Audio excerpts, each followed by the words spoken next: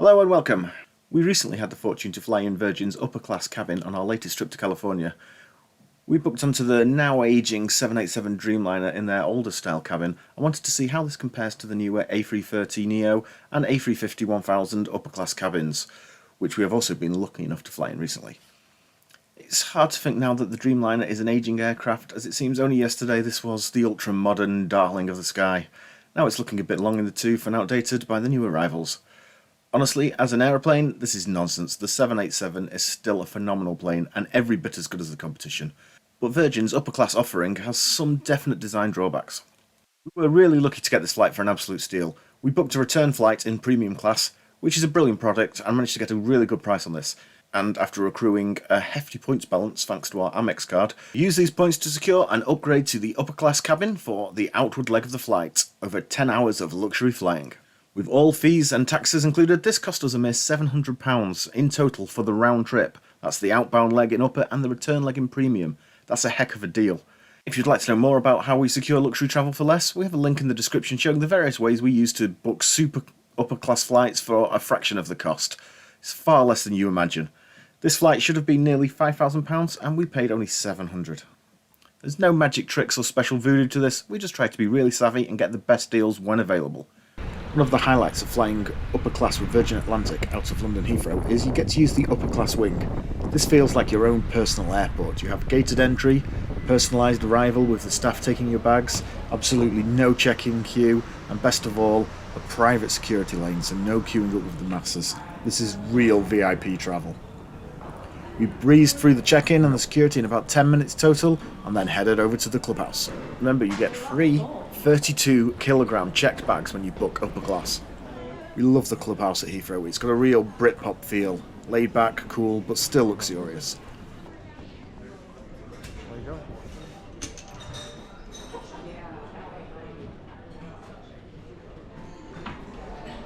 Several different areas to the clubhouse, away from the main lounge area, such as the brilliant little games room where you can play pool, and there's board games, which is great to keep your kids entertained if you're flying with children.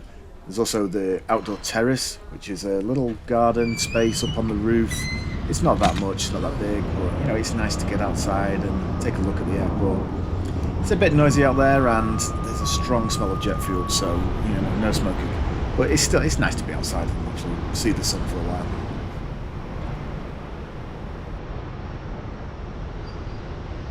Overall, the lounge is a great space, with a large full-service bar offering all the drinks you could wish for, and several seating areas, from comfy loungers to more upright canteen-style seating, more suited to dining and working. We personally like the little side area with comfy seats that have nice views out over the airport apron. There's loads of cool little Instagram moments all around the lounge, cozy little sleep pods, and it even has Peloton bikes if you want to get sweaty before your flight. That's not our thing. We tend to just find a nice corner and indulge in some of the excellent food and drinks.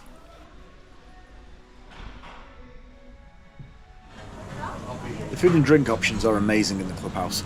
There is the fresh and tasty deli section where you can pick up whatever you like, or you can order a selection of small meals free of charge through the app. Just scan for champagne.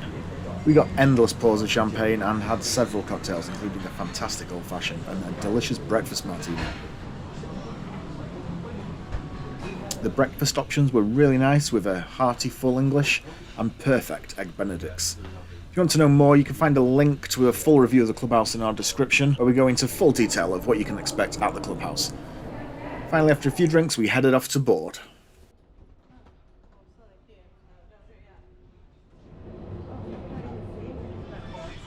Welcomed aboard with a glass of champagne as we made the obligatory left turn into upper class. Arriving at our seat for the next 10 hours, it's immediately obvious that this is not the best upper or business class offering available. The seat space is a little cramped and the screens are small and slightly old, and the space lacks privacy. The crew were pretty eager to get us off the ground, so we'll take a closer look at the cabin once in the air.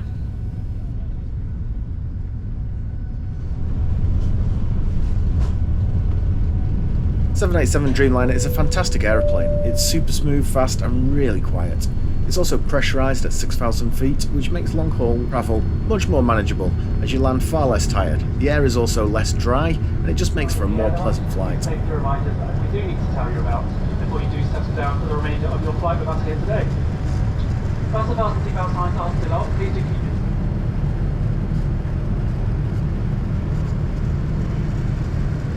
The seat is comfy enough and has a nice footrest which can double up as a stool if you want to chat. The problem is it's just a bit narrow and cramped and just doesn't feel that special. The seat moves about electronically, but there is limited range of motion and it feels a little outdated.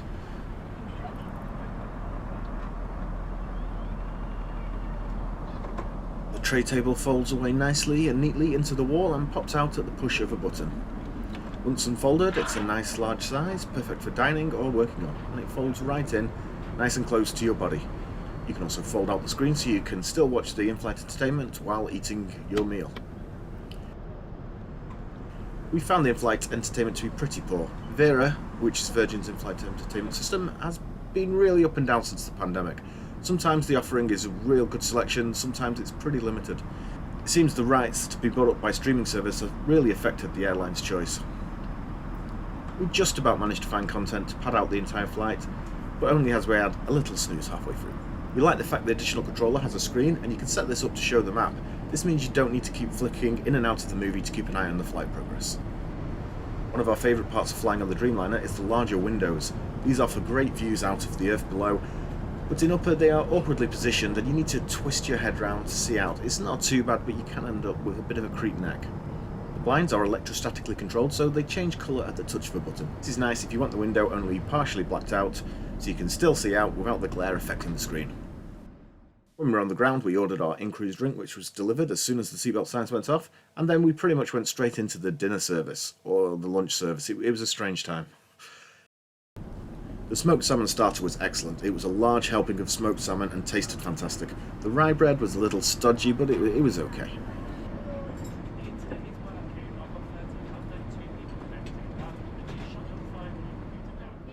For the main, I had a sort of fancy deconstructed fish and chips, which was nice. A bit weird, but nice.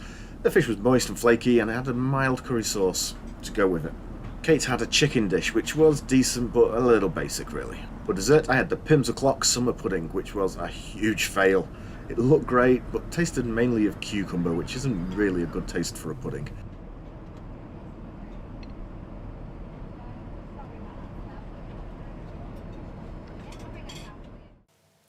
Kate's apricot and almond cake was a much better choice. We finished this meal off with a cheese board, which was excellent, a nice choice of cheeses. Honestly, we're never sure if you're supposed to have a cheese board and a dessert. They seem to suggest you should choose one or the other, but we like to have both, so just ask. After dinner, Kate decided she wanted to have a little sleep, so we had a go at converting the bed. The whole seat flips over into a bed. It's not like most seats that just extend down to lie flat. This is a little complicated. You have to get up, press a button, and then it flips over. But what this means is it's actually a real lie flat bed. The other style of seats tend to feel a bit coffin-y, and it's a bit like sleeping in a car seat. It's very cramped, your feet get cramped up. This is actually a lot better and you have a lot more space, even though it doesn't look it. The 787 comes equipped with a bar area, which is pretty cool. However, do not expect it to operate like a bar. There's no service, it's just a place to sit. But, you know, if you are sat there, the crew will always offer you drinks. There are also open bottles of fizz to help ourselves too, along with juice and snacks at pretty much all time. It's just nice to have a change of scene.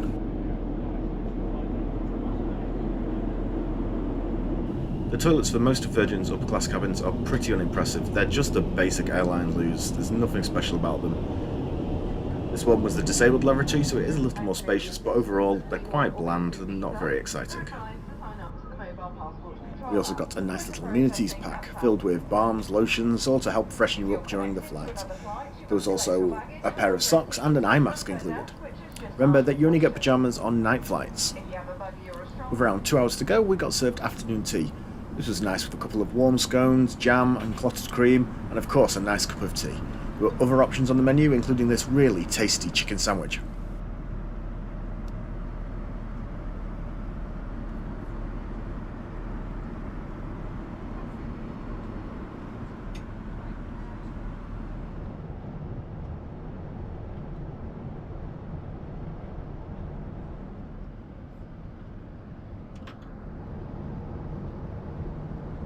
Okay, while we come into land, let's do a little summing up. The upper class cabin on the 787 Dreamliner is definitely not the best of the bunch. Even from just Virgin's own fleet, it lacks the space and privacy of the newer A350 and A330neo cabins. But it's not really as bad as it looks. The privacy is a little bit of an issue. It's really asking a lot for total privacy when you are crammed into a sardine tin in the sky. So while the cabin feels a little dated, and maybe Virgin will look at refreshing the 787 cabin in the near future, the overall experience is still really amazing. We love the upper class wing and the Virgin Clubhouse. The food is really good for airline meals and not too pretentious, which some people struggle with. The drinks flowed all day and we were turning drinks down by the end of the flight, but the offers just kept coming. For the price we paid, this is a bargain of a flight and helped pass the time to San Francisco effortlessly and in the lap of luxury. While we would always try and get aboard the newer A330neo or the A350, however, if you find the right price and schedule on one of Virgin's 787 Dreamliners, then go for it. It's not a bad cabin, it's just not as well designed as the newer styles. Really, just be utterly thankful you are not in the back seat with the masses. We have loads more airline content in the work and a heap of content about our travels around the States, starting next month with our Halloween vlogs from Boston, New York, Chicago and Salem. So hit that like button and be sure to subscribe for all our latest content and check out the links in the description for more details on Virgin Atlantic's various flight products.